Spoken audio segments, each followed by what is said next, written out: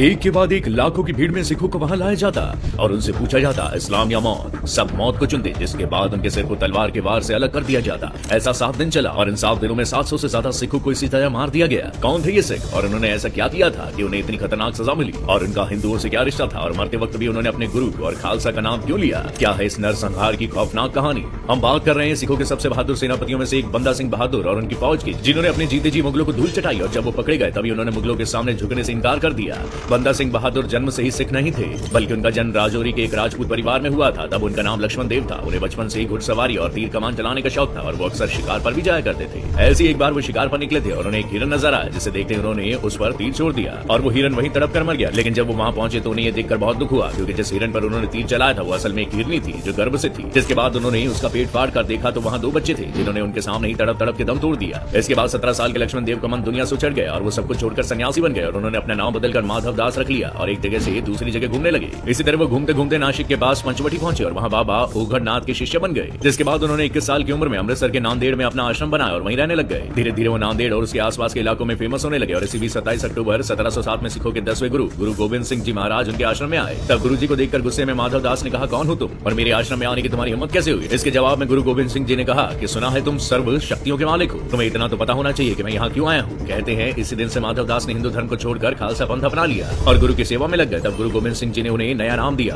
गुरबख्श सिंह। जिसके बाद गुरु गोविंद सिंह जी ने उन्हें पंजाब भेजा। साथ ही उनसे कहा कि वो पंजाब जाकर मुगलों के खिलाफ सिखों का नेतृत्व करें। कहते हैं कि आदेश देते हुए गुरु गोविंद सिंह ने उन्हें 2 धारी तलवार, 3 तीर और 5 साथी दिए, लेकिन उनके पीछे गुरु गोविंद सिंह जी की हत्या कर दी गई। इसके बाद सिख साम्राज्य की कमान उन्होंने अपने हाथ में ले ली और अपनी बहादुरी और शेर दिली के चलते बंदा सिंह बहादुर के नाम से मशहूर हुए। वहीं 1708 में औरंगजेब की मौत के बाद बहादुर शाह अगले मुगल बादशाह बने। लेकिन ये बात बहादुर शाह के भाई कमबख्श को पसंद नहीं आई और उसने अपने ही भाई के खिलाफ दक्कन में जंग का ऐलान कर दिया, जिससे कुचलने के लिए बहादुर शाह को खुद दक्कन जाना पड़ा। मुगल साम्राज्य औरंगजेब की मौत से कमजोर हो चुका था, जिसका फायदा उठाकर बंदा सिंह बहादुर ने सरहिंद के किसानों को अपनी फौज में भर्ती कर लिया। साथ ही उन्होंने मुगल सेना के उन सैनिकों को भी अपनी फौज में शामिल किया जो मुगल सेना से परेशान थे, क्योंकि वो ऐसा दौर था जब मुगल सेनापति अय्याशी में डूबे थे और सैनिकों को कई सालों से उन्हें वेतन नहीं मिला था। इसी तरह सिख सेना में 10,000 लोग हो गए और तब बंदा सिंह बहादुर ने सबसे पहले सोनीपत और कैथल में मुगलों के खजाने पर धावा बोल दिया। जिसके बाद 1709 में बंदा सिंह बहादुर ने सरहिंद के समाना कस्बे पर हमला बोला और उसे जीत लिया। ये वही जगह थी जहाँ गुरु गोविंद सिंह जी के 2 साहिबजादों फतेह सिंह और जोरावर सिंह को जिंदा दीवार में चुनवाने वाला मुगल गवर्नर वजीर खां रहता था, जिसे मारकर उन्होंने गुरु का बदला लिया। इसके बाद उन्होंने लोहागढ़ के किलों को भी जीता, जहाँ उन्होंने गुरु गोविंद सिंह के नाम वाले सिक्के भी जारी किए। इसके बाद उन्होंने एक के बाद एक इलाकों को जीतना शुरू किया और अगस्त 1710 तक उन्होंने लाहौर के आसपास के सभी इलाकों को जीतकर सिख साम्राज्य में शामिल कर लिया था। इससे दिल्ली में बैठे मुगलों की नींद टूटी,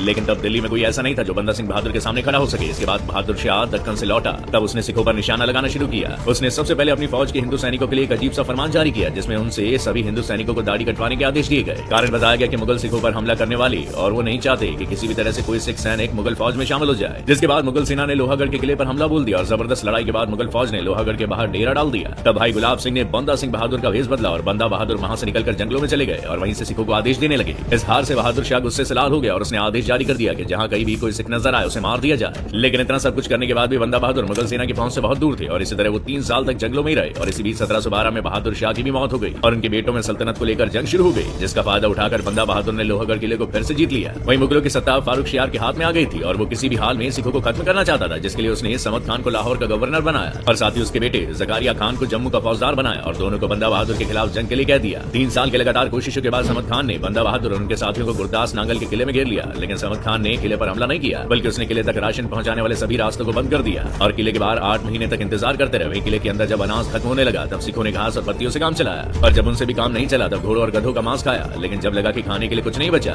और उनकी भूख से मौत हो सकती है, तब उन्होंने भूख से मरने की जगह मुगलों से लड़ते हुए मरने को चुना और किले का दरवाजा खोल दिया और मुगलों के साथ जंग शुरू कर दी, जिसमें 300 सिखों की जान गई और मुगल फौज ने 700 सिख सैनिकों के साथ बंदा सिंह बहादुर को गिरफ्तार कर लिया और पहले मारे गए सिखों के सिर काट कर उसमें भूसा भर के उन्हें भालों पर टांग कर लाहौर में परेड करवाई गई। साथ ही बंदा बहादुर का मजाक उड़ाने के लिए उन्हें हाथी पर एक पिंजरे के अंदर रखा गया, जिन्हें देखने के लिए लाहौर में लाखों लोग इकट्ठा हुए थे। जिसके बाद उन्हें दिल्ली ले जाया गया और यहाँ भी उनके साथ वैसा ही किया गया। इसके बाद फारूक शियार ने बंदा बहादुर और उनके 23 साथियों को जेल में डलवा दिया और बाकी पर मुकदमा चलाकर उन्हें मौत की सजा सुनाई। जिसके बाद दिल्ली में मौत का खेल शुरू हुआ, जिसमें एक एक करके बारी बारी से सिख सैनिकों को लाया जाता और उनसे पूछा जाता है इस्लाम या मौत। इसका मतलब था या तो इस्लाम कबूल करो या फिर मर जाओ और सभी सिख सैनिक मौत चुनते। जिसके बाद उनके सिर पुकार दिया जाता। यह सिलसिला 7 दिन तक लगातार चलता रहा और जब 7 दिन बाद दिल्ली का कोतवाल सरबाखा थक गया तब उसने फारूक शियार को कुछ दिन ठहरने के लिए मनाया और कहा कि इन्हें कुछ दिन कैद में रखिए, जिससे वो टूट जाएंगे और इस्लाम कबूल कर लेंगे। इसके बाद 3 महीने तक बंदा बहादुर और उनके साथियों को कैद में रखा गया। लेकिन इसके बाद भी जब वो इस्लाम कबूल करने के लिए राजी नहीं हुए तब एक बार फिर मौत के उस खेल को शुरू कर दिया गया। लेकिन फारूक शियार को बाकी सिख सैनिकों से ज्यादा बंदा बहादुर को चुकाने और इस्लाम कबूल करवाने का भूत सवार था, इसलिए उसने पहले उसके मौत का फरमान फरमान जारी किया और जिस दिन बंदा बहादुर को मौत की सजा दी जाने वाली थी, उस सबसे पहले अच्छे कपड़े पहनाकर उसे कुतुबुद्दीन बख्तियार काकी की दरगाह के चारों तरफ घुमा गया और उसके बाद उससे पूछा गया मौत या इस्लाम। बंदा बहादुर का जवाब मौत था। इसके बाद कोतवाल ने बंदे के सामने उनके 4 साल के बेटे अजय सिंह को ले गए और उसकी गर्दन पर तलवार रख के पूछा मौत या इस्लाम। उनका सिर इनकार के लिए पूरा घुमा भी नहीं था और उनकी आंखों के सामने उनके 4 साल के बेटे को मार दिया गया। इसके बाद अजय सिंह के शरीर से कलेजा निकाला और उसे बंदा सिंह के मुंह में ठूस दिया गया। इसके बाद उनकी दोनों आंखों को फोड़ दिया गया और गर्म सरिये से उनके बदन को जलाया गया, यहाँ तक कि उनके जिंदा रहते उनके शरीर से मांस नोचा गया और जब उनका मन भर गया तब शरीर को टुकड़ों टुकड़ों में काट कर अलग कर दिया गया और इस तरह मुगलों के जुल्म सहते सहते बंदा बहादुर शहीद हो गए। दोस्तों आज के लिए बस इतना ही। उम्मीद है आपको सिख सेनापति बंदा सिंह बहादुर की ये कहानी पसंद आई होगी और भी ऐसी वीडियोस के लिए हमसे जुड़े रहिएगा और कमेंट करके बताइएगा कि आप किस महान योद्धा के बारे में जानना चाहते हैं।